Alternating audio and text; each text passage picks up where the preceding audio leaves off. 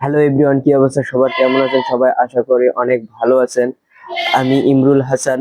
আমি cat farm থেকে আপনাদের সবাইকে স্বাগতম জানাচ্ছি এবং ছাগলের বাচ্চা এবং হাঁসের খামার আমি কিভাবে করি এই সম্বন্ধে আজকে আমি তুলে ধরার চেষ্টা করব। তো চলুন ভিডিওটি শুরু করা যাক। আমি প্রথমত ছাগলের বাচ্চাগুলোকে কাঁঠালের পাতা খাওয়াই। আপনারা দেখতে পাচ্ছেন ছাগল, এই ছাগলগুলি হচ্ছে সব চারটি ছাগল। এই চারটি হচ্ছে আমার হচ্ছে এই চারটি খাসি ছাগল। তো আপনারা দেখতে পাচ্ছেন আমার এই ছাগলগুলোকে আমি কি রকম করে কোন জায়গায় রাখি। আমি এটা হচ্ছে আমার একটা গরুর খামার ছিল, সেই গরুর খামারে আমি আমার ছাগলগুলোকে বর্তমানে রাখছি।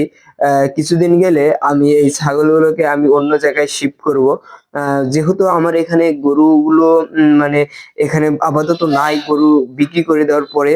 তো এরপরে এই জন্য আমি এই ছাগলগুলোকে এই জায়গায় রাখছি। আরো ছাগল আছে, ওরা এখন পাথরের মধ্যে চড়তেছে। আমি এই তো এই মাচা এইরকম করে মাচা করে আমার ছাগলকে রাখি। এটা করে রাখার কারণ হচ্ছে যে ছাগলগুলোর যেন সর্দি কাশি যেন না লাগে, নিচে ঠান্ডাটা লেগে।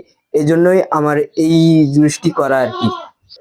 আর আপনারা যারা ছাগলের ফার্ম করতে যাচ্ছেন তারা অবশ্যই মাচা করে উঁচু জায়গায় রাখবেন, না হইলে আপনাদের ছাগলগুলোর মানে সর্দি লাগতে পারে, সর্দি কাশি এবং বিভিন্ন ধরনের অসুখ হইতে পারে।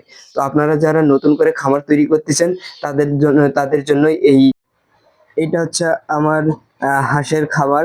হাঁস এখানে আছে প্রায় 8টির মতো হাঁস আছে এবং আরো হাঁস আছে, তারা এখন মাঠের মধ্যে চরতেছে। আপনারা দেখতে পাচ্ছেন যে আমি হাঁসের খামারটা কিরকম করে তৈরি করছি। এখানে একটা ফাঁকা জায়গার মধ্যে নেট দিয়ে আমি এই খামারটি তৈরি করেছি, একটু ছোট্ট একটি খামার। ভিডিওটি ভালো লাগলে লাইক করবেন, শেয়ার করে আমার পাশে থাকবেন। ধন্যবাদ সবাইকে।